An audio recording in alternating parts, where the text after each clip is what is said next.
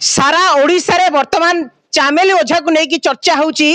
ये वास्तविक गणतांत्रिक विधि व्यवस्था को हत्या करा जाउची बोले अनुमान करा जाय परिबो। आपण देखुथिबे जेतेबेले जो स्पष्ट विजुअल हम आपनको बारंबार देखौचू कि जने सरपंच भारतीय जनता पार्टी रो सरकार अछि एवं भारतीय जनता पार्टी रो जने महिला सरपंच व्यवस्था पय लड़ाई करूछंती एवं न्याय विरोध रे स्वर उत्तोलन करूछंती तांको वर्तमान मारी देबा को बसिलेनी बोली संगीन एवं सांघातिक अभियोग होउची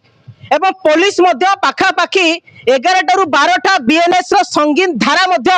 तांको नारे लगेची एवं तरबरिया भाबरे एठू एई हॉस्पिटल रु चामिल ओझा को जोर जबरदस्त वर्तमान पुलिस नहीं कि तांको फॉरवर्ड करिया को जतरे जाईची पुणी थरे जेल रु वर्तमान हॉस्पिटल को आना जाईची ये सबुट गोटे बड़ कथा किंतु एठी डाक्टर अछंती एवं केंद्रापड़ा रो एसडीपीओ महाशय अछंती गणमाध्यम को प्रश्न रे वर्तमान भयभीत है कि दौड़िबा एवं एसआई मैडम जते प्रश्न कराउची से मते भयभीत है कि दौड़िबा ये कोठी ना कोठी दर्शाउची ये गणतंत्र शासन व्यवस्था पूरा मरि गलानी। आमे जो भाई अछंती कथा हबा कोन कहियो बोधे चाहुचंती ना कोन कहले सुभाष कुमार मु धरि जाय सुभाष कुमार पेरा बहु आछंती 9टा बेलू राजगनिया किंतु को डॉक्टर जाई नांती 9टा बेलू को आपण बहु आसी कि पछन को डॉक्टर जाई नांती कोन हेज बहु पैरालिसिस जो गुडो डायबिटीज कई जाई नांती एत मुजा ठीक अछि मु आपण सहित प्रतिक्रिया नेबी क्षमा करिवे तो हमर भाई जने अछंती चामेली कोन अवस्था वर्तमान अछंती गोटे बटे डॉक्टर कहि पाउ नांती तांकर स्थिति कोन गोटे गोटे डाक्तर कहउछंती तांका अवस्था पूरा संकटपूर्ण रहिछि ये वास्तविक चामिल ओझांकर हेछि कोन ये स्थिति वर्तमान कुआड जीवो सारा राज्य वर्तमान केंद्रापड़ा जिल्ला रो समस्या को नेकी वर्तमान समस्त गोटे प्रकार निंदा करूछंती द्वंद्वर मध्ये अछंती वास्तविक घटना कोन घटिछि आगे हमें जानिया को चाहिबो एठी वर्तमान केंद्रापड़ा जिला मुख्य चिकित्सालय रे पुलिस छाउनी हेछि पुलिस आसुछि गणमाध्यम प्रश्न रे पुलिस मध्ये दौड़ी के जाउछि ये घटना वास्तव रे कोन अछि आपन को परिचय टिके देले आगो मु विश्वजित महांती गरजंगा पंचायत मु आस्थिल टिका हॉस्पिटल ओडा चेकअप रे आपण चामिल ओझा को जानि छथि हां से हम पाख पंचायत रो झियो जणे भल उद्यमान झियो आ बहुत चर्चित झियो से तांको पई तांकर काम को बहुत पंचायत रे एठी तांको समस्त भल पांती तां काम देखि कोन अग्रसर शिकार हेले काहे की सरकार ये मैंने आज पर्यंत 3 दिन बोधे हो नीरव अच्छा भी आज व्यवस्था को देखिक निजे आश्चर्य करुच्ची आश्चर्य हूँ कौन ना एत पुलिस एत संख्यार पुलिस से झील को कौन से झील करथला कहीं दंड पाऊँगी मुझे आम समस्ते माँ कल्पड़ार जिते जनसाधारण आश्चर्य समस्त घरे घरे गोटे चर्चा कहीं ये घटना घटला समस्ते द्वंद्व आपण मैंने भी विजुआल सब नौनी से झीर जो विकल चित्र आपण भी देखुथे आपण 2 घंटा पूर्व आम सोशल मीडिया देखुलु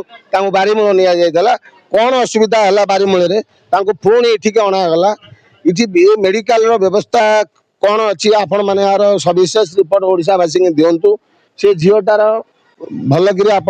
सब देखी सारे कौन सी एमती बड़ दोष कला जहाँफल दंड से पाइला आज नारी पाई जो सरकार बड़ चित्कार करुचुन ये नारी करुण दृश्य निश्चिंत जनसाधारण को सरकार भावमूर्ति को पदार पकड़ जनसाधारण देखुचुन आर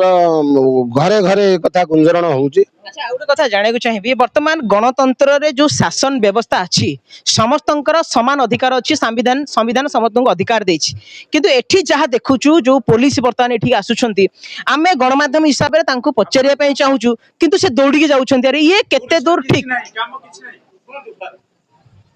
आमे ओडिशावासी नुआ मुख्यमंत्री देखिदेलु श्रीयुक्त मोहन चरण माझी सारा ओडिशा बहुत विश्वास रे थिले जे मोहन बाबू किसी गोटा नुआ परिवर्तन करेंगे ओडिशावासी आशा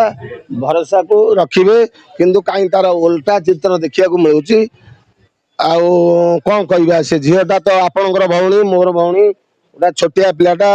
नुआ पिलाटा गोटा 10,000 भोटर भोट दे जयुक्त करदे गोटा प्रतिनिधि से कौन एमती अव्यवस्था से कला आज ये दंड कहीं 11टा 12टा दफा जने महिला सरपंच को नारे पुलिस जो करुची ये कौन एक्चुअली दर्शाउची आपण जने साधारण जनता हिसाब रे प्रतिक्रिया रखिबे कि जने पुलिस ऑफिसर जने पुलिस आक्रोशमूलक भाबे रे तांकर ए जो संगीन दफा गुडा लगेची कि कौन कह जाय परिबो कौन कया व्यवस्था आपण सरकारी एमएलए एमपी मान को पचारंतु ସରକାରର ଯିଏ ସବୁ ଅଛନ୍ତି ବିଜେପିର ଯୋଉ ମୁଖ୍ୟ ମୁଖ୍ୟ ଲୋକଙ୍କୁ ସବୁ ପଚାରନ୍ତୁ, ସେମାନେ ଆର ଉତ୍ତର ଦେବେ। ଆମେ ସାଧାରଣ ଜନତା ଆମେ ଆର ବେଶୀ ଉତ୍ତର ଦେବାଟା କାହିଁ ମୁଁ ଭଲ ମନେ କରୁନି। ଆପଣ ଦେଖୁଥିଲେ ସାଧାରଣ ଲୋକଟିଏ ଯେତେବେଳେ ସ୍ୱର ଉତ୍ତୋଳନ କରୁଛି ସେ ବି ମତେ ଭୟଭୀତ ହେଇଛି କି ବାସ୍ତବରେ ଯେତେବେଳେ ସ୍ୱର ଉତ୍ତୋଳନ କରିବ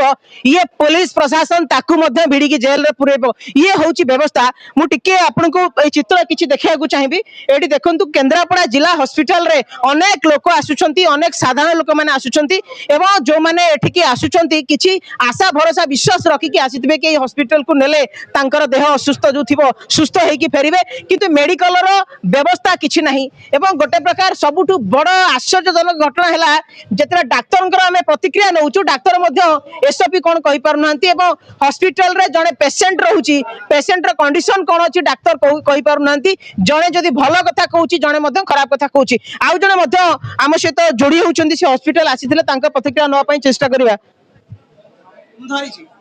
ଦେଉଳି ଘର ରାଜକନ୍ୟା ଦେଉଳି ଆସି ବୋଉ ପହଞ୍ଚିଲେ 9ଟା ବେଳେ, କିନ୍ତୁ ଏତେ ପର୍ଯ୍ୟନ୍ତ କେହି ଡକ୍ଟର ଯାଇନାହାନ୍ତି। କ'ଣ ହେଇଛି ମାଙ୍କର? ମାଙ୍କର ଗୋଡ଼ ଫୁଟୁକା ହେଇକି ମାନେ ଡାଇବେଟିସ୍